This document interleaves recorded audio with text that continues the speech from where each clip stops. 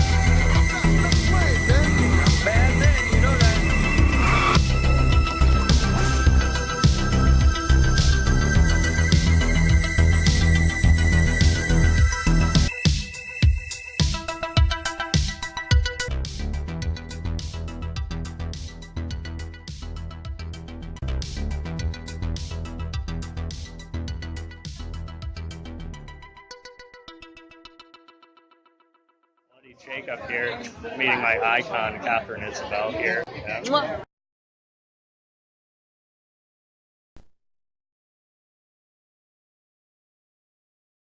Yeah, like I said, after that Luke Perry in Memorial episode, I did really want to keep talking about Riverdale week to week as much as I could.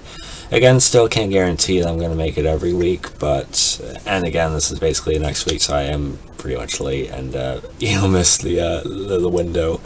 But I kind of want to talk about this episode nonetheless. I am enjoying Riverdale. I think it's off to a pretty good start. As pretty good as, send off for Luke Perry, could be taken. But, I thought the cast did really well with their performances in that episode. I thought it was written really well. In this we basically have a time skip, which is fine. We still have Archie thinking about his dad once in a while, but the whole season's, I guess, not going to be like the emotional turmoil of that. I think they did tie it up kind of nicely. But of course it's still going to be in his head. And that kind of ties into what's going on with Reggie in this episode as well.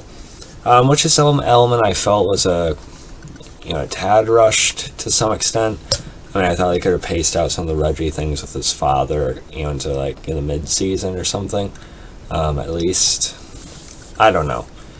But then again, Reggie being so aggressive and, sort of antagonistic to, Mad Dog, would have probably gotten old fast, but it was a good moment seeing Archie, stand up to Reggie's father, even though, Reggie sort of lashed out at him for it, but it's, kind of a messed up psychological thing with that. But yeah, and Archie and Reg, sitting at that bench, I thought was actually a pretty good scene, with, KJ Appa and Charles Melton there. Reggie talking about how he's done that, ever since he could, remember, his father hitting him and everything. And he would always see what a great, relationship Archie had with Fred and everything. And when he died, it just, caused a whole other type of thing. And then, Reggie basically, bashed his father's car, damaged it quite a bit, as a way to make a statement, get him to kind of, lay things out all on the table, I guess. And apparently, supposedly Reggie said they came to some sort of understanding and said things that needed to be said. And he weighs him by 50 pounds. I don't know, that part just felt kind of odd. I don't know, maybe it's not quite as subtle as Reggie said it was. And we'll get another moment on it at some point this season. I think that'd be better. But still, it definitely added some much needed depth to the Reggie character, I think. And meanwhile, we have the introduction of the new, school principal, Mr. Honey. Yeah, they're self-aware of how stupid that sounds, though, because when they first say Mr. Honey, there's a pause, and they all just kind of have at least stares on their faces. So I think they're aware, of, certain, aspects of their show sometimes, and they embrace it, and I do really, really enjoy Riverdale. Of course, he's on everyone's ass about everything. Cheryl's trying to organize a stance. He won't let it happen. Cheryl sets up a party instead. Principal Honey calls on the thing, and FP's kind of forced to shut it down, even though he's kind of dragging to do it too. And then the other main part of the episode, we'll get to Veronica in a minute, but I gotta talk about this. We have the first appearance of Sam Witwer, pictured on the right there as Mr. Chipping, I think his name is, of this prestigious, school that Jughead is, apparently invited to. And Jughead actually feels like he has a place there. He feels like he can actually have a conversation with people about, books and different, in-depth intellectual, things like that.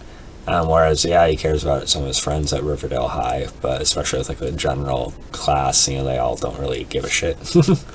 But he doesn't want to, leave right behind, risk their relationship. He doesn't want to, spend less time with Archie because of what happened to Fred not too long ago. But of course, Betty encourages them, she'll be sad, but they're not, they've worked through worse, relationship issues before. But it was really cool seeing Sam Witwer appear on the show. I am excited to see more from this season. Sam Witwer, of course, is one of my very favorite actors. It's a show I need to somehow talk more about. But, ended a few years ago. Being Human is my favorite show of all time, the US sci-fi version that Sam Witwer led. Absolutely fantastic in that show, and I've watched him in as many things as I could since, so it's good to see him pop up here. I know he was on Supergirl as well, so he had some kind of deal type of thing he has with the CW, I'm not sure, but still cool. Everyone seems to like him at the school. Everyone seems kind of stuck up, student-wise. They're smart, but kind of but Mr. Chipping, Sam Witwer, seems to be a little more relatable somehow, a little bit too smooth, or sort of connecting with Jughead and everything. So I'm sure there's a darker side to him, and maybe it's tied into something with FP's father running out on him. I don't know.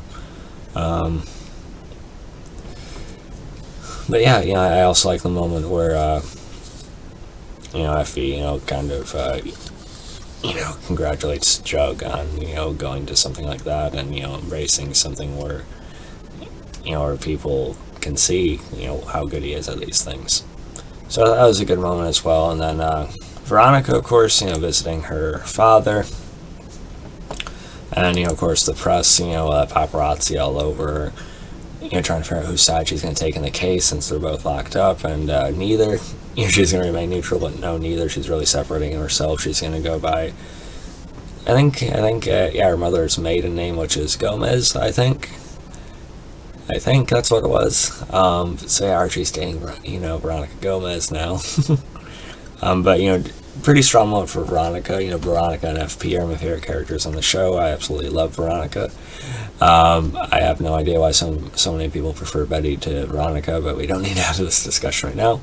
Love Camila Mendez. I like her song at the end, all that jazz. Again, people complain about the musical numbers on the show. I think it's good, sprinkled, I guess, throughout the show. Not necessarily a whole musical episode, I don't know, but apparently they're doing that again. But I liked it there. If it was Camila Mendez's voice, she was good, and besides, I like the dancing and such with her. That was nice. I may or may not have a thing for her, but so overall, this is a pretty good second episode. Again, very contrast to the first, but I thought it followed it up nicely. And you also have Kevin maybe still being under the farm's thumb. Him almost betraying Betty again, but them trying to use him as a tool as well, so there's that. I don't really care about Kevin as a character. I mean, he's fine, but I don't know, he feels like he just sort of fits whatever the plot needs him for, and he's not really carrying a whole lot of individual importance. I don't know. But follow me on Facebook, Twitter, Instagram, like, subscribe. I am also liking the Cheryl and Tony cuteness lately. I think it's really sweet. Of course, Cheryl's keeping her dead brother's body with her, so I'm sure that will lead to some things eventually. Catch you guys next time. I'm giving this episode about an 8.5, 8.7 out of 10, somewhere in there. Follow me on Facebook, Twitter, Instagram, like, subscribe. Later.